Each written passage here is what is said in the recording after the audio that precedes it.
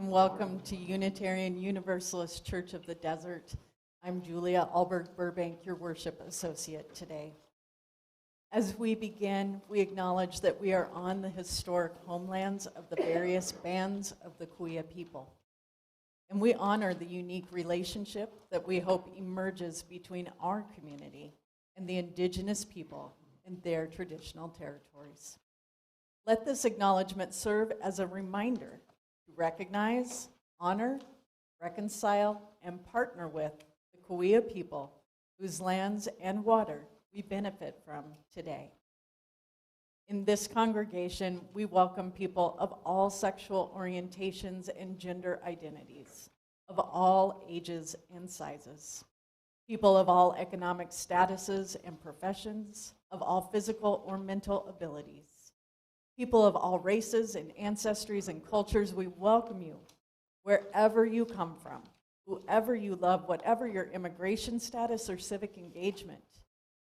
We welcome all those who will learn and grow with us as we commit together to embrace the rich and beautiful diversity of the world and to build a community centered in justice, compassion, and love.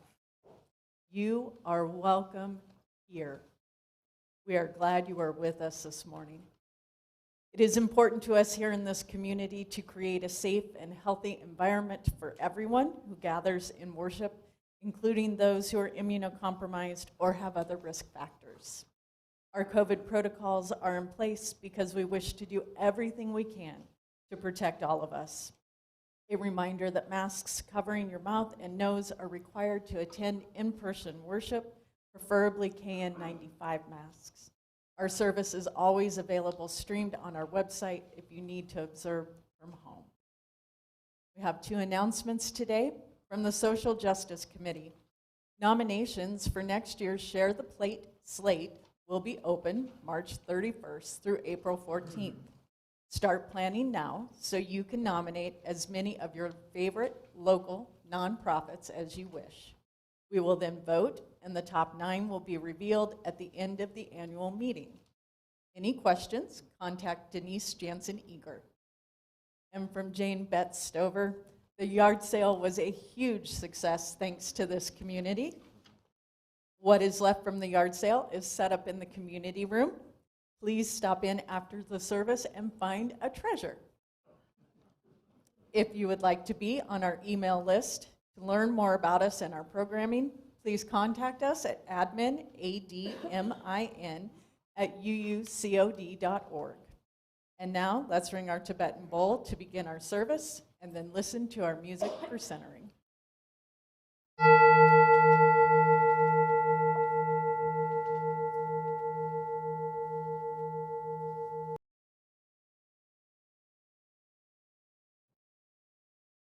Good morning. I am the Reverend Ian Riddell, and I have the honor of serving this congregation as its minister. Welcome to this community where we strive together to build a home for love in this place and in our hearts, where we strive together to honor and celebrate the interconnectedness of all of life, to know that what harms one harms all of us, and the joy of one is the joy of many. Where we strive together to do the generous work of love in the world, the work of equity, diversity, and justice, the work of healing hearts. And so on this day, I say to you, come one, come all, come with your missing pieces and your extra screws. Come with your hard edges and your soft spots. Come with your bowed heads and your upright spines. Come all you flamboyant and drab, verbose and quiet, fidgeting and lethargic, all you with large vision and tender hearts, with small courage and tender fear. Bring your lisp and your stutter and your song. Bring your gravel and your drawl and your lilt. Bring your anger and your joy and your righteous indignation. Misfits and conformists and everyone in between. Come into this space and be welcome. Bring who you are. Bring where you've traveled. Bring what you long for, and let us worship together. We'll begin this worship today by singing our hymn number 1010, We Give Thanks. The words will be on the screen. We're going to sing it 3 times through. The first time, just sing it through. The second time, sing it through. The third time, we're going to split into 2 parts, and this side will start, and that side will follow, and I will lead. It's an echo song. Oh, we give thanks. Oh, we give thanks for this precious day. But we're going to do it twice through before we get to that. So please rise in body or in spirit as we sing, Oh, we give thanks.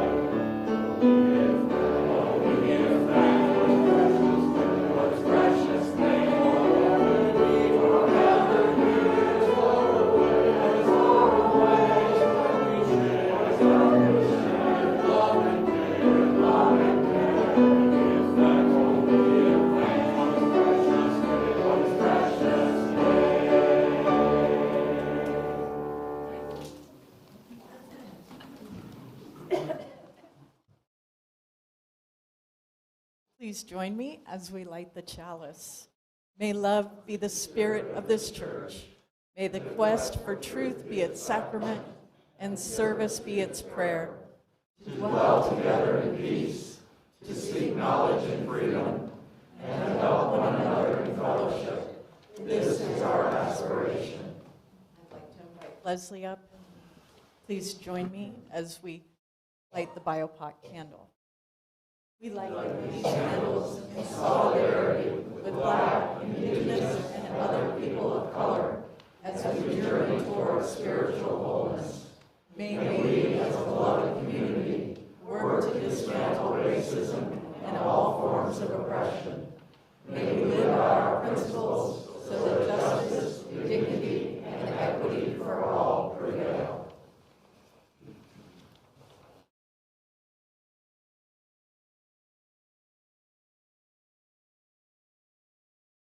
I have a story for you from a dearly favorite author, Kevin Hankey, called Chester's Way. Chester had his own way of doing things. He always cut his sandwiches diagonally. He always got out of bed on the same side, and he never left the house without double knotting his shoe. Chester always had the same thing for breakfast, toast with jam and peanut butter. And he always carried a miniature first aid kit in his back pocket, just in case. You definitely have a mind of your own, said Chester's mother. That's one way to put it, said Chester's father. Chester's best friend, Wilson, was exactly the same way. That's why they were best friends. Chester wouldn't play baseball unless Wilson played, and they never swung at the first pitch or slid head first. Wilson wouldn't ride his bike unless Chester wanted to, and they always used hand signals. If Chester was hungry, then Wilson was too, but they rarely ate between meals. Some days I can't tell those two apart, said Wilson's mother. Me either, said Wilson's other mother. Chester and Wilson, Wilson and Chester, that's the way it was. They loved to go to picnics. Once, when Wilson accidentally swallowed a watermelon seed and cried because he was afraid that a watermelon plant would grow inside him, Chester swallowed one too. Don't worry, he said. Now if you grow a watermelon plant, I'll grow one too. Chester duplicated his Christmas list every year and gave a copy to Wilson because they always wanted the same things anyway. For Halloween, they always dressed as things that went together. Salt and pepper shakers, 2 mittens on a string, ham and eggs. They really are 2 peas in a pod, said Chester's mother. Looks like it, said Chester's father. In spring, Chester and Wilson shared the same umbrella. In winter, they never threw snowballs at each other. In fall, they raked leaves together, and in summer, they reminded each other to wear sunscreen so they wouldn't burn. Chester and Wilson, Wilson and Chester, that's the way it was. And then Lily moved into the neighborhood. Lily had her own way of doing things. She wore Band-Aids all over her arm and legs just to look brave. She talked backwards to herself sometimes, so no one would know what she was saying. And she never left the house with one of her nifty disguises. Lily waved at all the cars that passed by, even if she didn't know who they were. And she always carried a loaded squirt gun in her back pocket, just in case. She definitely has a mind of her own, said Chester. That's one way to put it, said Wilson. When Lily asked Chester and Wilson to play, they said they were busy. When she called them up on the phone, they disguised their voices and said they weren't home. If Lily was walking on one side of the street, Chester and Wilson crossed to the other side and hid. She's something else, said Chester. Looks like it, said Wilson. One day, when Chester and Wilson were practicing their hand signals, some older boys rode by popping wheelies. They circled Chester and Wilson and yelled personal remarks. Chester and Wilson didn't know what to do. Just when they were about to give up hope, a fierce-looking cat with horrible fangs jumped out of the bushes and frightened the older boys away. "Are you who I think you are?" Chester asked the cat. "Of course," the cat replied. "Thank you, Lily," said Chester. "You're welcome," Chester said Lily. "Thank you, Lily," said Wilson. "You're welcome, Wilson," said Lily. "I'm glad you were wearing a disguise," said Chester. "And I'm glad you had your squirt gun," said Wilson. "I always do," she said, "just in case." Afterwards, Chester invited Lily over for lunch. "You have a muscle mouse cop?" said Lily. "Of course," said Chester. "I do too," said Lily. "So do I," said Wilson. Chester and Wilson cut their sandwiches diagonally. Lily asked Chester's mother if she had cookie cutters. She made stars and flowers and bells. "That's neat," said Chester. "Wow," said Wilson. That night, Lily invited Chester and Wilson to sleep over. "You have a night light?" said Chester. "Of course," said Lily. "I do too," said Chester. "Same here," said Wilson. Chester and Wilson wanted toast with jam and peanut butter for breakfast the next morning. "Boring," said Lily. "Why this avocado toast?" Dead. They're millennials. Sorry. "This is good." I love avocado toast. It's a good thing. "This is good," said Chester. "Wow," said Wilson. After that, when Lily asked Chester and Wilson to play, they said yes. When she called them up on the phone, they had pleasant conversations. And if Lily was walking on one side of the street, Chester and Wilson waved and ran to catch up with her. Chester and Wilson taught Lily hand signals, and she taught them how to pop wheelies. Lily taught Chester and Wilson how to talk backwards, and they taught her how to double knot her shoe. "Some days I can't tell those three apart," said Lily's father. "Me either," said Lily's other father. Chester and Wilson and Lily. Lily and Wilson and Chester. That's the way it was. For Halloween, they dressed as the three blind mice. For Christmas, Lily gave Chester and Wilson nifty disguises, and they gave her a box of multicolored shoelaces, extra long for double knotting.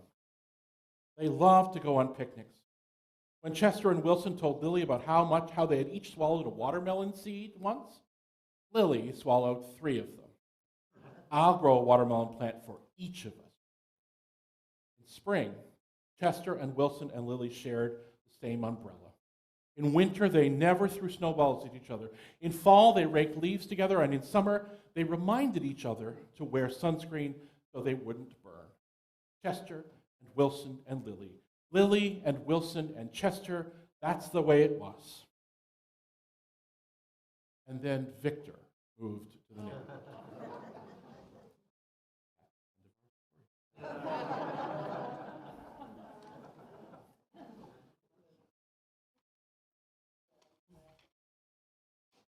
A Place of Belonging and Caring by Kimberly Ann Tom Zach Carlson. It is not by chance that you arrived here today. You have been looking for something larger than yourself. Inside of you, there is a yearning, a calling, a hope for more, a desire for a place of belonging and caring. Through your struggles, someone nurtured you into being, instilling a belief in shared purpose, a common yet precious resource that belongs to all of us when we share. And so you began seeking a beloved community, a people that does not put fences around love, a community that holds its arms open to the possibilities of love, a heart home to nourish your soul and share your gifts. Welcome home. Our March Share the Plate is the Scrap Gallery. I'd like to bring Leslie Gebhardt up to introduce them. And after they are finished with their presentation, the ushers will come forward for our offertory. Thank you. It's lovely here when we communicate, and cooperate to achieve incredible goals that we could not accomplish alone. There's much to celebrate this day. We particularly welcome our new members, fresh energy. It's been my experience that spirituality and amazement go hand in hand, are intertwined. Being amazed is one reward that comes from supporting and working on our sacred grounds. Amazement comes in many forms, often while on hands and knees among the pollinators and native species, and every now and then a human connection. Such is the case with the Scrap Gallery and the work of Karen Riley, who I'm thrilled to say is with us today. The Scrap Gallery is a unique, nonprofit space and more that delivers art and environmental education to children throughout our valley. Students learn about conservation and other environmental issues through hands-on exploration and the 4 R's, which she'll discuss. We of any age can benefit from this wisdom. With consideration for how your generosity can contribute to amazement for others, please welcome Scrap Gallery Director and person responsible for much amazement, Karen Riley.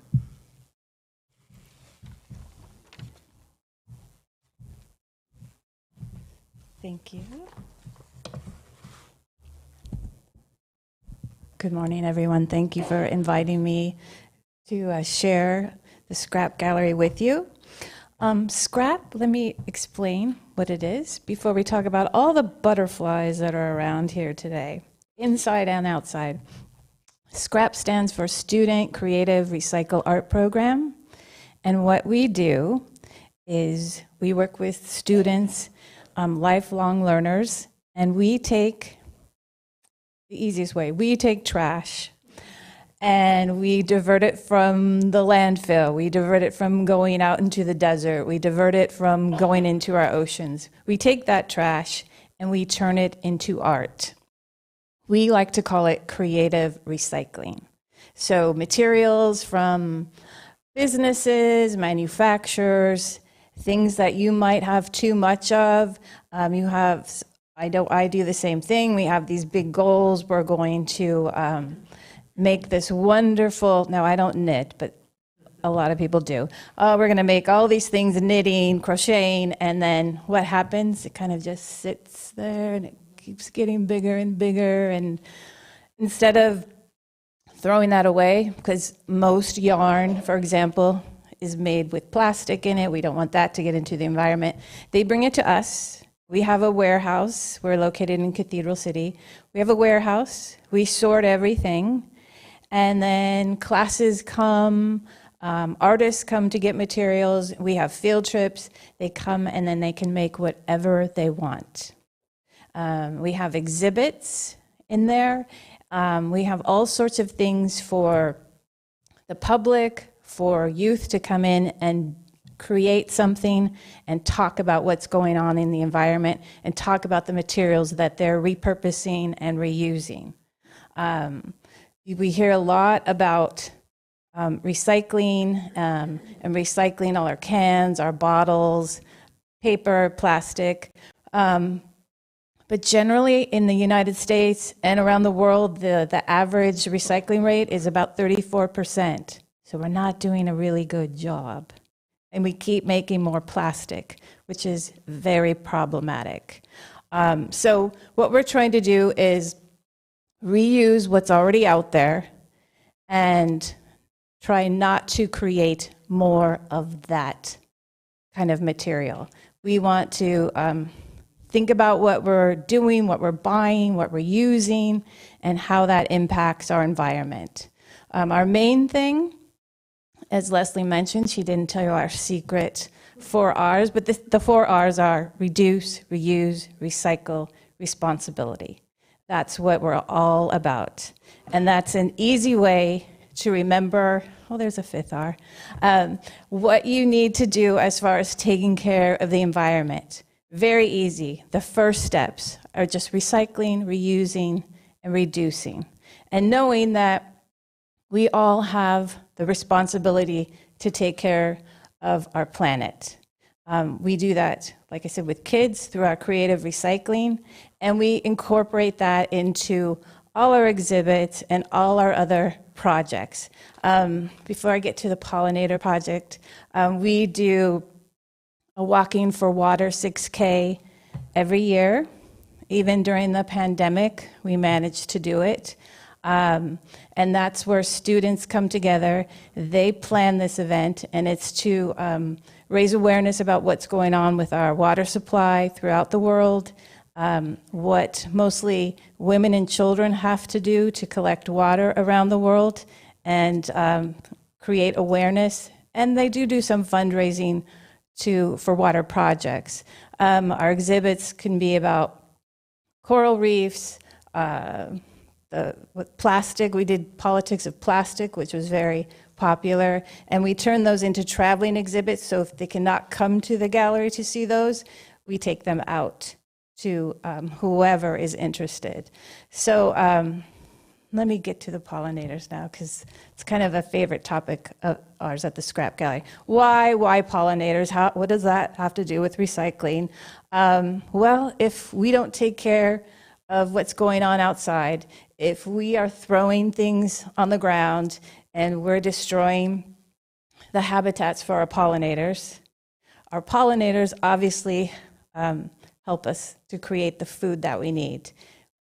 So if we get rid of the bees, the butterflies, the birds, the bats, the beetles, and all the other wonderful bee words that help us with our food chain and food supply, then we'll be in desperate times. So pollinators. The butterflies, we've brought a few. Leslie decorated with some of the butterflies. All the butterflies, inside and outside, have been created by students from all over the Coachella Valley. They use recycled materials to do those. And they were on display last weekend as part of our 2nd annual Butterfly Festival, which we held at Panorama Park. And it's all about pollinators. So we have butterfly exhibits, bee exhibits, hummingbird exhibits. The bats, they're kind of iffy on the bats, but I try to convince them that bats are a good thing, and they are. They're very good. Bats are very good. But that's kind of a Halloween thing. So yeah, we promote that.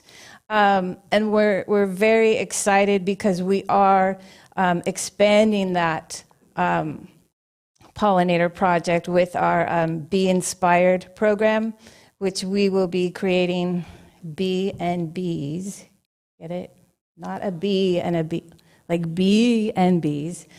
Bee hotels around the valley. They'll be made out of recycled materials or repurposed materials.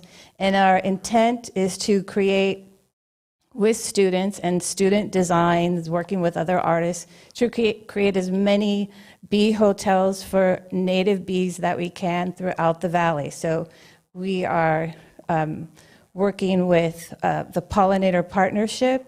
We're doing some training with them for our certification for pollinator stewardship, and we are very excited about that and looking for collaborations to create these bee hotels all over the valley with all that stuff that comes into the scrap gallery that we can repurpose.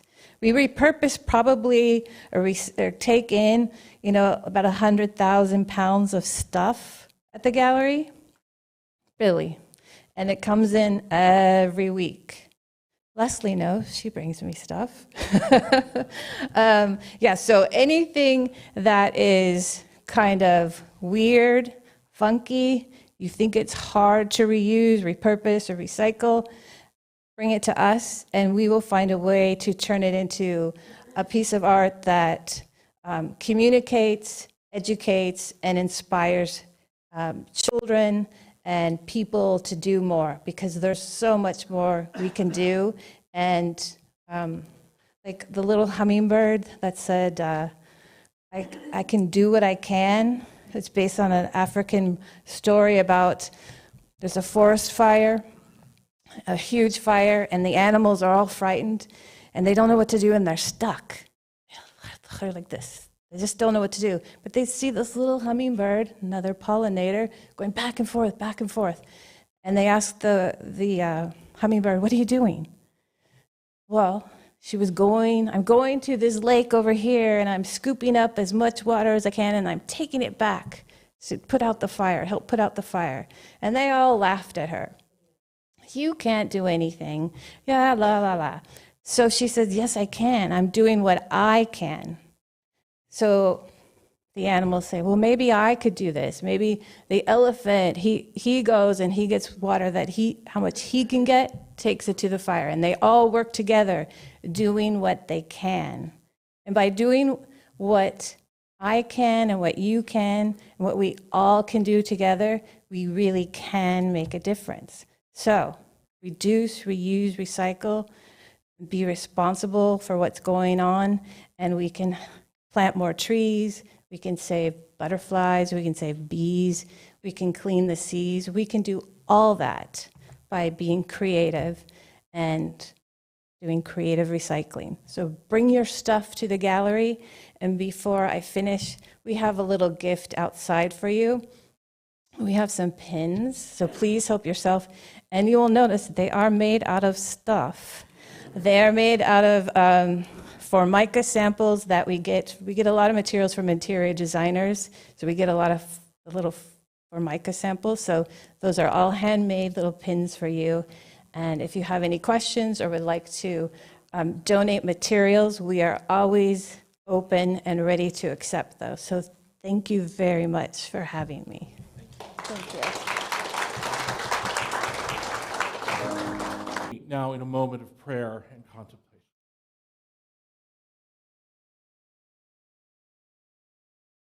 Spirit of life, fire of our broken and still shining hearts, we pause today, pay attention. We pause to pay attention to the joy, the thrills that we experience in our lives, that we carry with us. We pause to pay attention to the pain, to the wounding and the anger that also impact our days as we move through the world and as we carry them here into this place.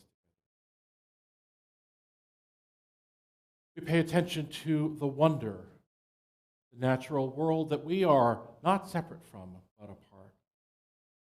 The wonder and the beauty of the creatures, the plants and the minerals and the air and the water that sustain all of life. We pay attention to the confusion and the anger that we feel as we watch the politics of our country. Politics of our country that all too often these days lead to fear and hatred, lead to exclusion and violence, lead to diminishing and dehumanization. we pay attention. There is so much to pay attention to.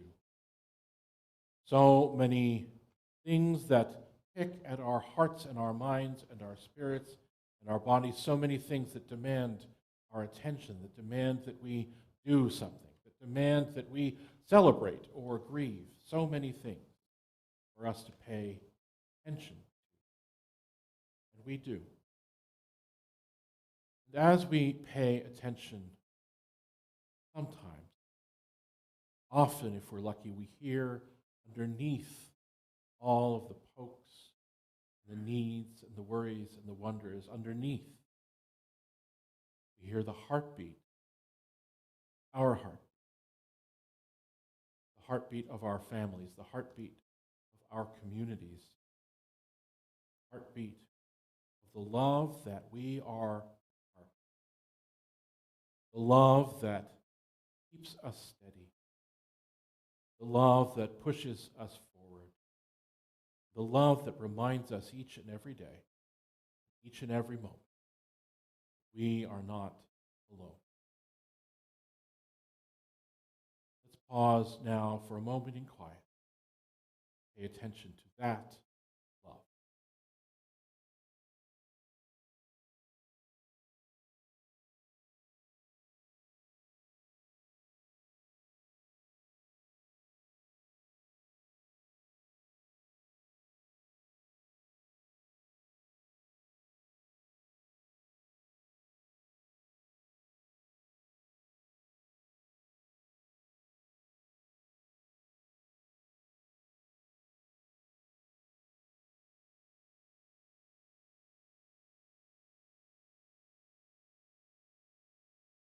May all beings know peace. May all beings know an end to suffering. May all beings know love. Let's join our voices together now as we sing our hymns for meditation, Spirit of Life, Fuente de Amor.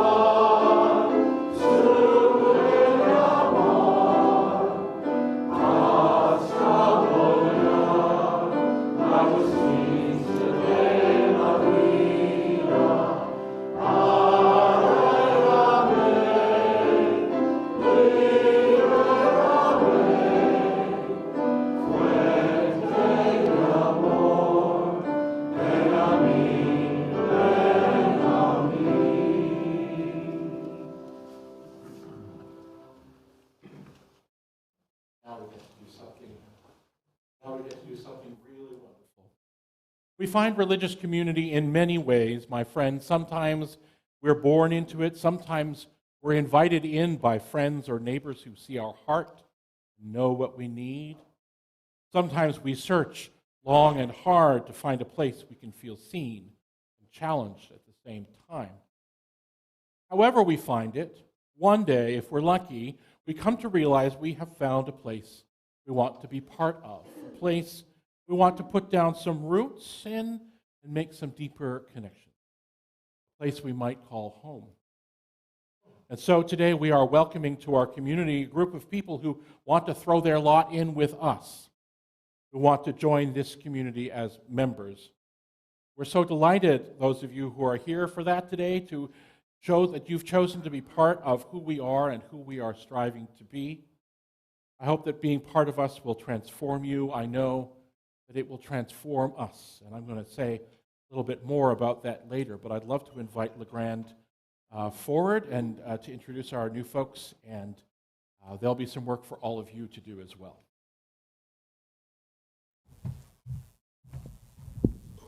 Good morning, everyone.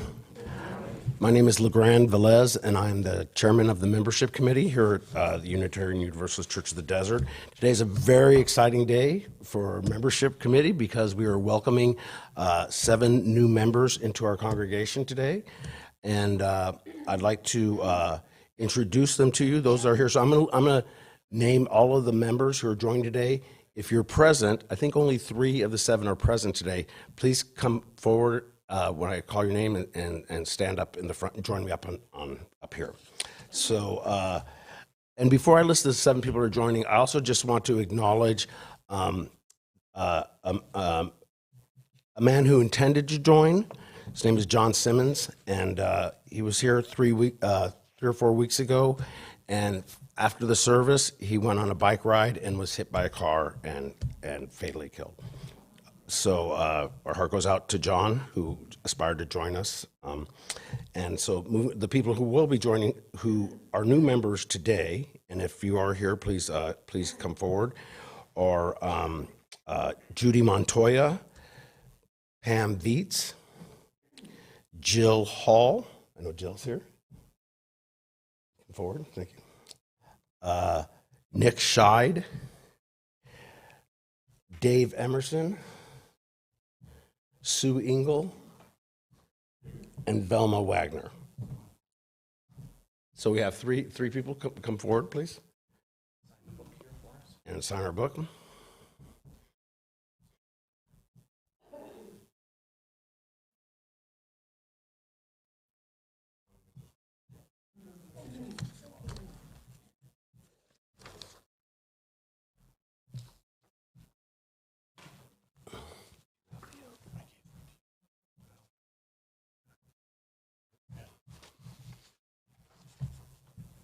I don't recall that.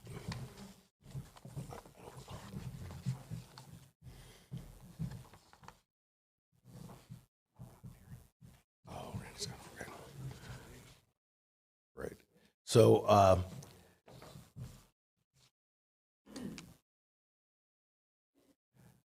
thank you. I'd like to. So this is Dave Emerson, right there. We have. In the center, we have Pam Vietz. Next to me is Jill Hall.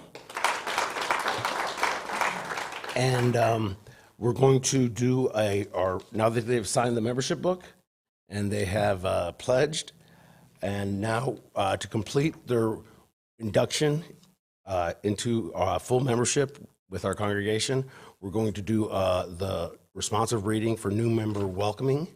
And with that, I will step aside and turn the pulpit back over to Reverend Ian. Okay. Just a minute to get all my pieces together. Yep. Thank you. Okay. Thank you, LeGrand, and welcome. Can we have one more welcome for everybody today? Welcome, welcome, welcome. We'll have description bios of the new folks in the newsletter over the next few weeks, and please do take an opportunity to say hello to these folks after the service today. Don't all swarm at once, but please do. So I'm going to invite all of us to join in this responsive reading. The words are on the screen. They will say minister or congregation or new members or all. So you pick which of those you want to be today. In this free religious tradition, membership is simple but wholehearted. We join each other on the path of liberal religion to affirm the values of Unitarian Universalism and to give support and companionship to each other. We welcome all who wish to become part of this community and share in our celebration of life. Each of you brings your own unique gifts to this congregation. We look forward to getting to know you better, to traveling our future path together, and to learning the wisdom that our shared tradition has to teach all of us. We are honored that you have chosen to become part of our beloved community. We value your participation and look forward to learning your thoughts, hopes, and concerns. We welcome you into our church family and hope that we may be worthy of your trust.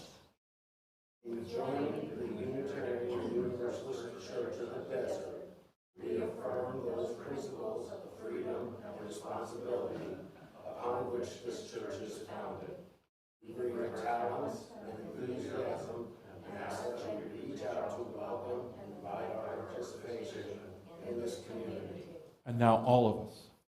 As members of this congregation, we pledge to support this religious community with our hearts, hands, talents, and resources, so that together we might become a voice for reason, freedom, love, and justice in our community and in the wider world. We join together to challenge and nurture one another in our efforts to speak honestly, to act with compassion, to respond to the call of justice with courage, to live with integrity, to love and care for one another, and to bless everyone, no exception. Thank you very much. Welcome.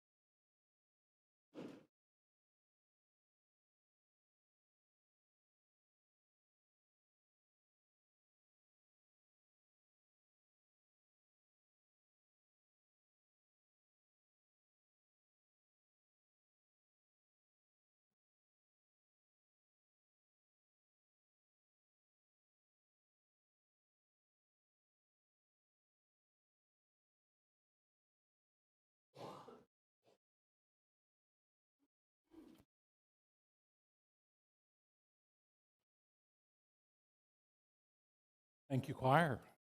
Thank you, Jeffrey.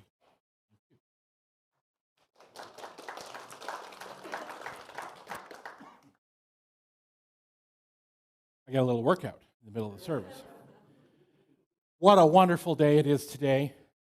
Today we got to welcome new members into our congregation.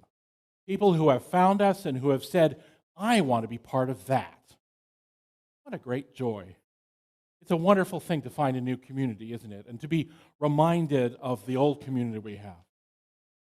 It's also, as I said, a wonderful thing to be that community, welcoming new lives into its midst.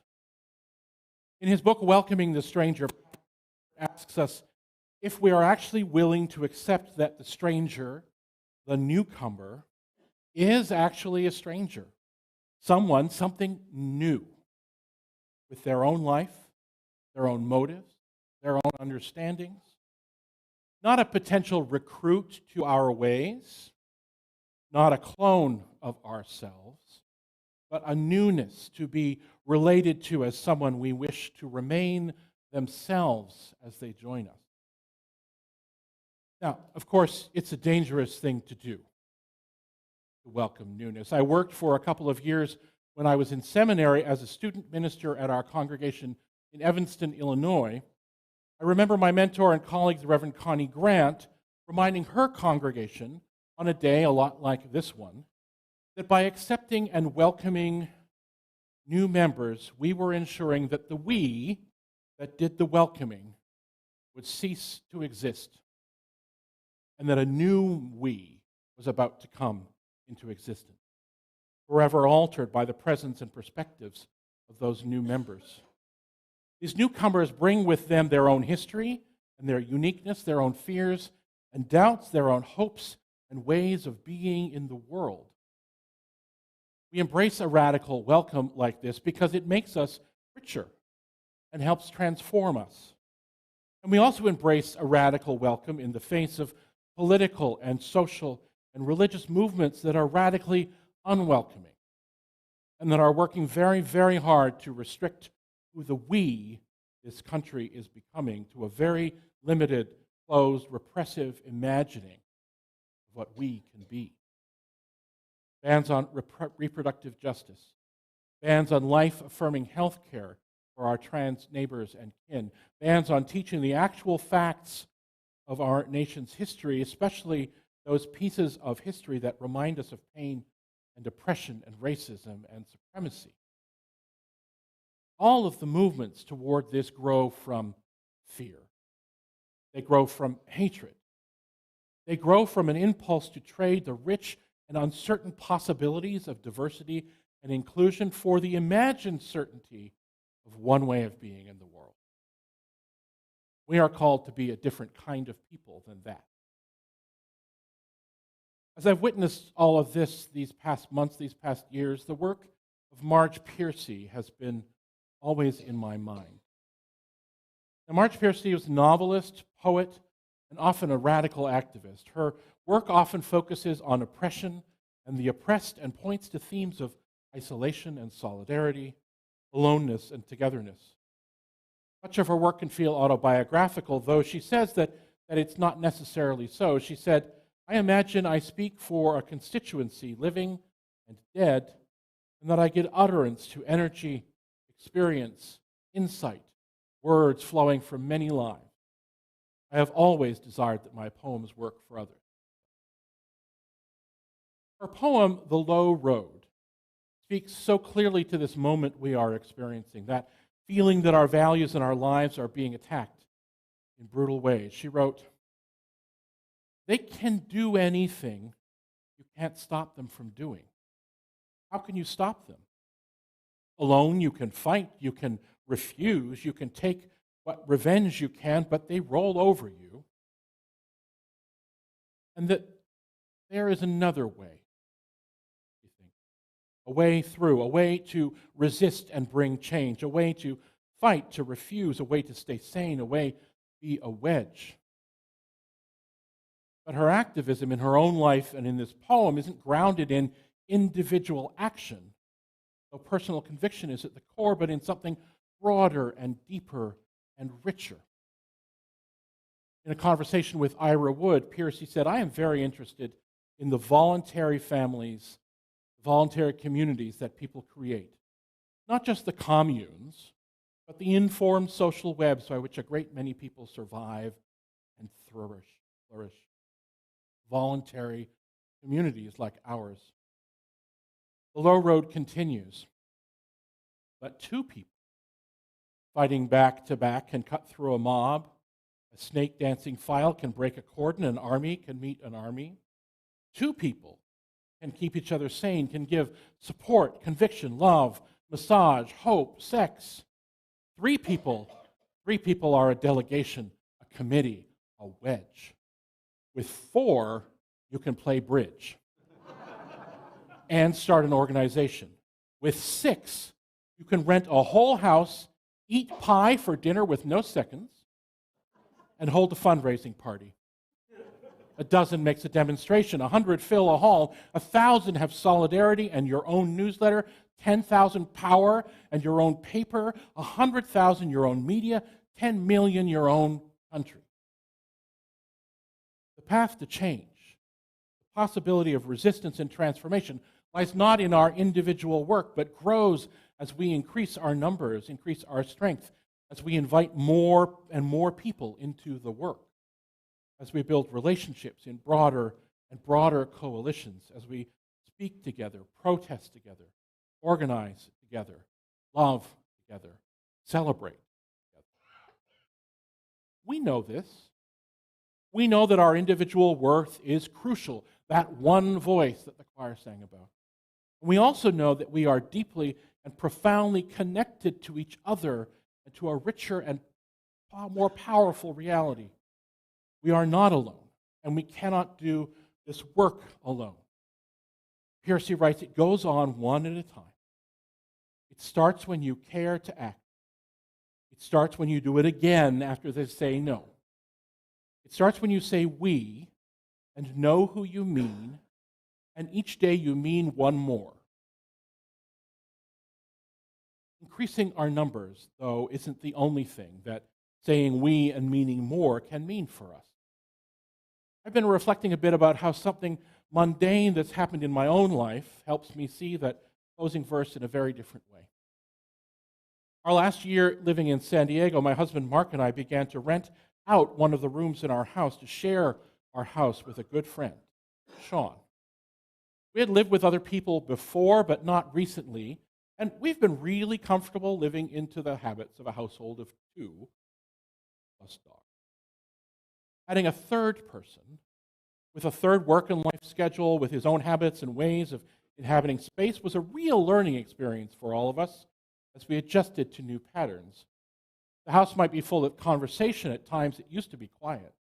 The dishwasher might be both used more and unloaded more regularly now that there were three of us. We shared stories, we talked about family tradition, we shared food. Sean can really cook. Introduced each other to new friends, and when one of us was away traveling, the house didn't feel quite so empty. And the dogs had more of us to love and to pester for treats, which they got.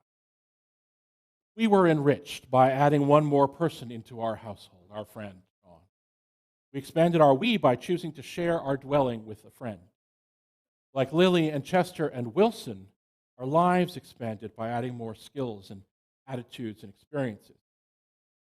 Meaning one more doesn't just increase our numbers, though. It increases our richness, increases the possibilities for hope and resistance, because it increases the heads and hearts and experiences and visions that we have as tools and materials out of which to build our community. Every time we welcome new members into this congregation, we make note of the fact that the we that is welcoming is changing as new life is added to our community. And when you look around, our choir sang just a little while ago, you'll find there's more than one voice singing in the darkness, joining with your one voice. Each and every note or another octave, hands are joined and fears unlocked. As we imagine the future of our conversation together, the future of our congregation together, the way we welcome new folks is always at the top of our mind. Some of it has been talking about how we do it, imagining new ways to do it. We're going to hear a little bit more about this over the coming months, but I want to invite you into one piece of, I don't often give you homework, but I'm going to give you homework. At coffee hour this week and every other week for the rest of time, but anyway, for the rest of the year, let's just say, I would like you to, even if you're an introvert like me, I'd like you to look around the room and say, I don't know that person, and go over and say, hello, what brings you here today? Could you do that? One person, maybe 2 or 3 if you're brave, but one person you don't know, go and say hello, what brings you here today? I'd like to get to know you. See how that works. I know it's a stretch for some of us who are introverts. I get it. One person. That's your homework. And some of thinking about welcome, as we are today, is about why we do it. You may have your own reasons for wanting to be welcoming yourself, for wanting this community to be welcoming. You want to see more joy here, more hands to do the work of love, more vibrant worship, more possibilities for personal support. For me, one of the reasons is that our ability to know each other, to honor each other's worth, to build a resistance to the kinds of fear and repression and violence against our neighbors and kin, and against some of us that we are seeing building all around our nation these days. Our ability to do all of this grows and deepens and is richer when the we that we mean is growing and diverse and loving and celebrates relationship and difference. We survive and thrive in these times because we embrace each other as kindred spirits, and we celebrate our differences as much as we celebrate what unites us. My friends, I am grateful for each and every one of you. Grateful for your strengths and your capacity for growth. Grateful for your perspectives and your beautiful, unique voices. Grateful for your quirks and the things that irk you. Grateful for the ways you celebrate this community and challenge it in all of its beauty and its imperfection. Grateful for the way you share your one voice in harmony with the voices around you, creating a new song together, especially in difficult times, especially when the ground beneath us does not feel steady, especially when it feels like we are often adrift on a boat in the ocean and not knowing what to do. Especially then, let us look at each other. See how beautiful we know our we to be. See what we mean when we say we. And let's give our hearts over to the task of each day, meaning one more. Will you join now, please, in singing our closing song, Blue Boat Home, as we think about floating on that ocean together? Please rise in body or in spirit and join your voices in song.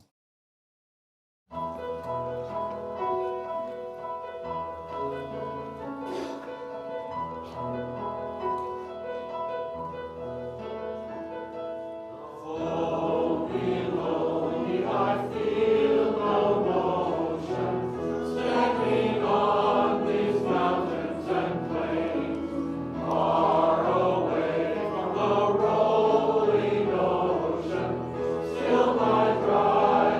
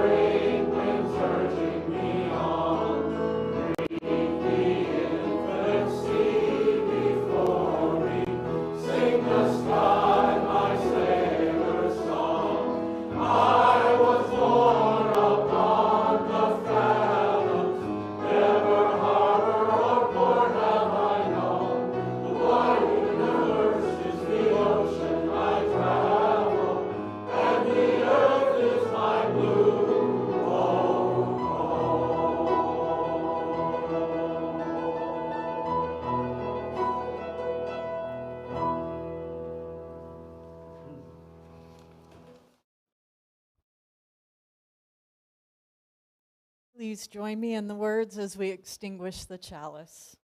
We extinguish this flame, but not the light of truth, the warmth of community, or the fire of commitment.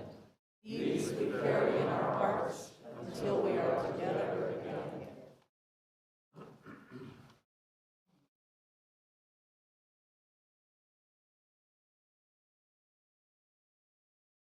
It goes on one at a time. It starts when you care to act. It starts when you do it again after they said no. It starts when you said we and know who you mean, and each day you mean one more. And so we are a different community from the one we were when we started our service today. We carry with us new hearts, new visions, new skills, new needs. We will continue to be transformed over the days and years ahead as our newness becomes possibility, as we join all of our one voices in new harmonies and rhythms. As we return our hearts and our minds and our bodies and our spirits to the varied, complex, and often chaotic world, I invite you to carry the joy of that newness, the joy of those new companions in your heart. Go in peace, my friends, to love and serve the world.